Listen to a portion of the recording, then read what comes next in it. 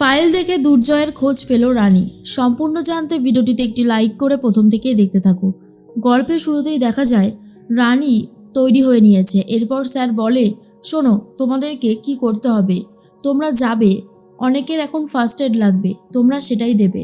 আর সেই ওয়ার্ডে যদি দেখো যে কোনো পেশেন্টের অবস্থা ভীষণই খারাপ, সেখানে যেই ডক্টর থাকবে তাহলে তাকে তাড়াতাড়ি করে সেখানে নিয়ে যাবে, বুঝতে পারলে? রানী তখন বলে, হ্যাঁ স্যার, খুব ভালো মতন বুঝতে পেরেছি, আর কোনো অসুবিধা হবে না।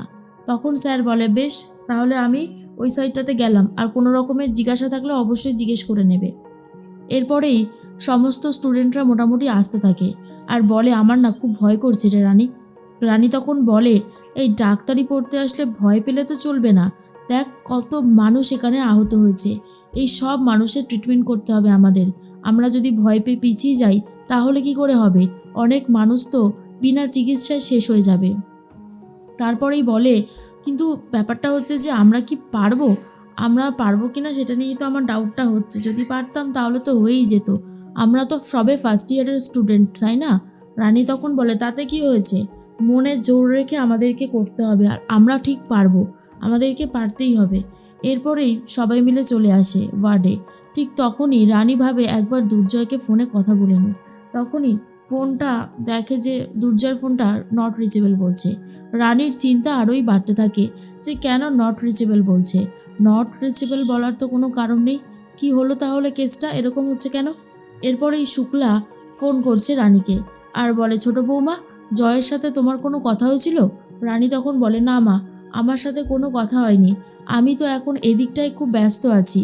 আমি দুর্জয়কে ফোন করেছিলাম, কিন্তু ওর ফোনটা না নট রিচেবল বলছে। তখনই শুক্লা বলে, এবার কি হবে ছোট বৌমা? আমারও তো খুব চিন্তা বাড়ছে, আস্তে আস্তে আমার ভীষণ চিন্তা বাড়ছে, মনে হচ্ছে যেন কোনো একটা খারাপ খবর হয়তো পেতে চলেছি। রানী বলে, না না মা, এসব তুমি কি বলছো, এসব বলো না, এমন কিছুই হবে না, দেখো সব ঠিক হয়ে যাবে, আমি বলছি তো, আমি বলছি যখন ঠিক হবে তো দেখো ঠিক হয়েই যাবে। এর মধ্যেই তখন বারবার করে একটা কথাই রানী ভাবে যে যা হচ্ছে সেটা কি নর্মাল নাকি অন্য রকমের কিছু, তবে এত চিন্তা হচ্ছে কেন আমার? এরপর ফোন তো রেখে দেয়। এদিকে রিতমও খুব ভেঙে পড়েছে, কারণ রিতম দুর্জয়ের সাথে লাস্ট কথা বলছিল, আর তখন অটোমেটিক্যালি ফোনটা কেটে গেছে। সেই সব নিয়েই চিন্তা করতে থাকে। আর দেবু তখন বলে, রিতম, রিতম, তোমায় বারবার বলছি তুমি একটু শান্ত হও, শান্ত হও, কেন এরকম করছো? এরকম করলে তো তুমি আস্তে আস্তে ভেঙে পড়বে, দয়া করে একটু শান্ত হও। তখন রিতম বলে, কি করে শান্ত হব দেবু, আমার যে ভীষণ চিন্তা হচ্ছে ভাইয়ের জন্য, মনে হচ্ছে কোনো একটা বড়সড় বিপদে পড়েছে ভাই, না হলে তো এমন হওয়ার কথা না।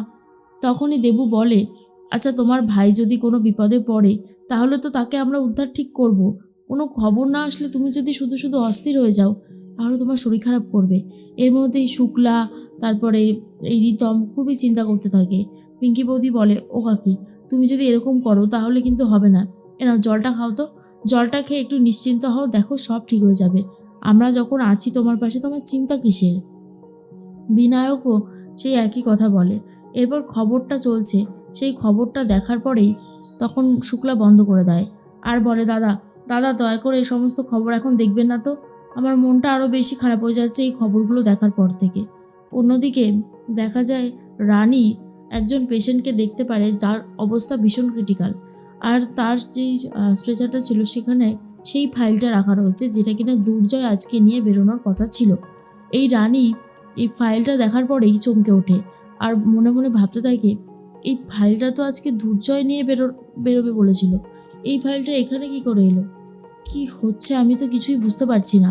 রানী ভাবে দুর্জয়েরই হয়তো এরকম কিছু হয়েছে, তাই দুর্জয়কে এখানে নিয়ে আসা হয়েছে। আস্তে আস্তে রানী ওই দিকেই যেতে থাকে আর মনে মনে খুব ভয় পায়।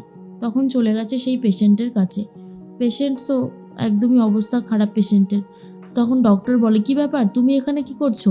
রানী তখন তাকে দেখে একটু নিশ্চিন্ত হয় যে ওটা দুর্জয় না, অন্য কেউ। রানী বলে, না না, ঠিক আছে, আমি এসেছিলাম দেখতে, আমি চলে যাচ্ছি। এরপর তার পায়ের কাছে যেই ফাইলটা রাখা ছিল সেই ফাইলটা তুলে নিয়ে দেখতে থাকে, আর সেখানে অন্য একজনের নাম রয়েছে। সেটা দেখার পর রানীর ভয়টা একটু কমলেও কিন্তু দুর্জয় কোথায় এর উত্তরটা রানী কোনোভাবেই পাচ্ছে না। তাই রানীর চিন্তা আরোই বাড়ছে। রানী তখন ভাবে, কি করব এখন, কি করে দুর্জয়ের খোঁজ পাবো? এর মধ্যেই রিতম উঠে গেছে আর বলে, না না, আর অপেক্ষা করলে হবে না, বাড়িতে কতক্ষণ এইভাবে থাকবো, আমার চিন্তা হচ্ছে দুর্জয়ের জন্য, আমাকে বেরোতে হবে।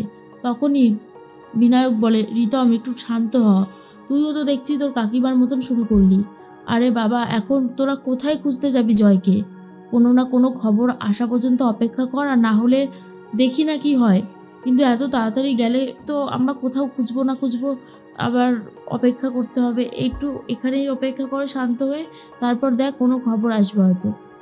এরপর রানী দুর্জয়ের কথা ভেবে ভেবে চিন্তা করতে থাকে। আর তখনই চলে গেছে ফিমেল ফার্স্ট এড করতে। আর তখন মহিলাগুলোর অবস্থা অনেকটাই খারাপ, তবে রানী আস্তে আস্তে তাদের চিকিৎসা করে দিচ্ছে। বাড়ির প্রত্যেকটা মানুষের অবস্থাই অনেকটা খারাপ, চিন্তা করে করে কিছুই বুঝতে পারছে না কি করবে। এরপর মাধুরীকে ফোন করছে রানী আর বলে, আচ্ছা বলছি কি দুর্জয় কি বাড়িতে গেছে গো? মাধুরী তখন বলে, না গো রানী, জয়ের তো আমরা কোনো খোঁজই পাচ্ছি না। জয় যে কি করছে আমাদেরকে কিছু জানাচ্ছেও না, চিন্তায় আমরা একেবারে শেষ হয়ে যাচ্ছি। তখন রানী বলে, আমারও না সত্যি বলতে খুব চিন্তা হচ্ছে, বাট কি করব এখন, কি করেই বা খোঁজ পাবো।